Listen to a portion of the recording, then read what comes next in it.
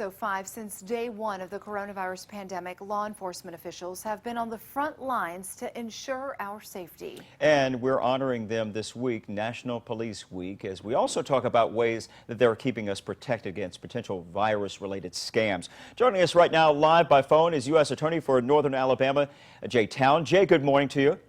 Pat, good morning. You bet. Welcome back. Hey, we know that you have a coronavirus fraud coordinator there. So the word that we're getting this morning, as you just heard that AP report, that pandemic unleashed that wave of fraud. What are you hearing this morning for North Alabama as far as what our viewers need to know about? Well, as we open back up and people start to go back to work, or children start to go back to daycares, whatever it might be, we're starting to now purchase more personal protective equipment, in particular masks, those trifold sort of surgical or medical masks, for instance.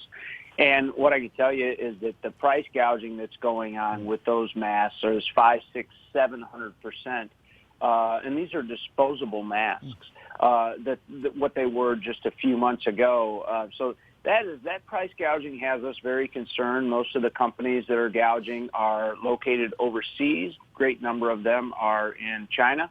And so we have to monitor that and ensure that American consumers are not being taken advantage of in this pandemic. We're also seeing, and we're very protective in getting the word out with you and Pat and Marie, is very important to let folks know. Look for your stimulus check and your tax returns, but it's not going to come via text message or a link in an email or some person posing as a government agent on the phone asking you for $49.95 and you can get it sooner, quicker, or whatever. So it's very important people use their common sense, exercise a little digital hygiene during this pandemic.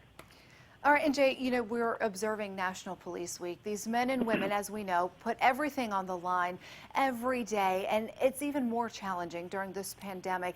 What can you say? We've seen your posts this week, too. It's really incredible to see them stepping up and putting their own lives and safety in danger and at risk, really, with the pandemic in the state that we're in right now.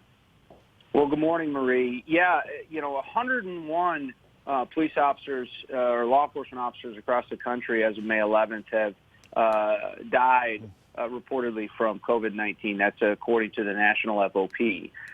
You can bet that most of those officers died due to exposure from their dealing with the public, not from any dealings at home. Whether it's COVID-19 or MS-13, law enforcement has always been a treacherous business. It's always been a dangerous business. And this week, Police Week, and on May 15th, Friday, which is National Law Enforcement Memorial Day, we really should take care to remember the sacrifice that these officers are making for all of us.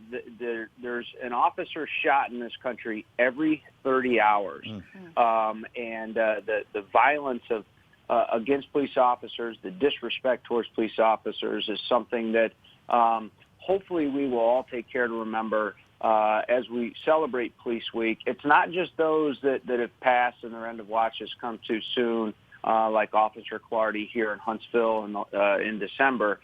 It's those that are still serving and on the force and on the job and keeping us safe right now. Absolutely. We're taking a look at video we just did, Jay, of service for Officer Clardy yesterday. And in this day and age, you want to shake their hands. You can't do that because of social distancing. How should we remember them, especially not only this week, but every day, and never forget their sacrifices? Well, if you want to do something today, there is a virtual candlelight vigil on the National Law Enforcement Officer Memorial Fund website. It's at 7 p.m. Alabama time. That's something you could do on the 15th.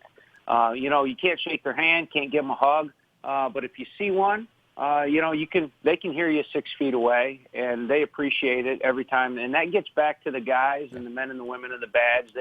They start to hear that and they feel it, and they take it home and tell their families that it happened, and it really is a big morale boost when the community gets behind them. So, law enforcement officers begin each day uncertain as to whether they'll be asked to make the ultimate sacrifice to protect his or her community.